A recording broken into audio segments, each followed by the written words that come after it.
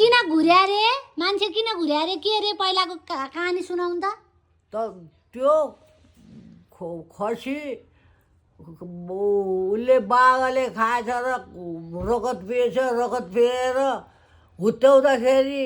ऊ फर्क्यो भने क्या दक्षिण फर्क्यो भने रगत पिएर खाँदैन मासु न त सरसुल्दो खान्छ गाई गोरु नि मारेर उत्तर दक्षिण होइन उत्तर दक्षिण पऱ्यो भने खाँदैन अनि घाँस काटेर आएर त खसी छैन अनि त्यो शेरबहादुर भन्ने थियो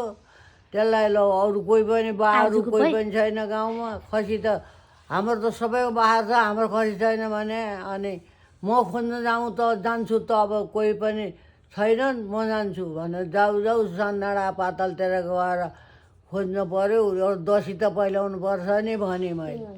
र गएको रगत पिएछ र दक्षिण फर्केछ र यसरी हुत्याउँदाखेरि त्यो मान्छे मरेर दक्षिण उत्तर परेर सुताउँछन् नि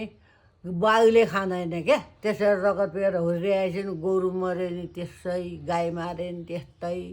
सडककै छोड्छ र त्यो मासु ल्याएर सबैलाई पारेर 7 धार्नेको खसी खोज्नीले लग्यो 2 धार्ने र मजासँग पकाएर खा जम्मै घुर्ने भए घुर्न त अरू नि घुर्छन् मैले प्लेनमा त सुनेको छु हाम्रो चाहिँ सन्तान घुर्ने भए दिदी पनि घुर्छ अरे ए बाघले छोडा खसीको मासु खा भएर घुर्या बाघको जुठो खाइयो नि त्यसो भएर घुर्ने भए ल गाइजहरू तपाईहरुले पनि बाघको जुठो खानु भएको भने प्लिज घुर्नी को हुनुहुन्छ कमेन्ट गर्नु होला।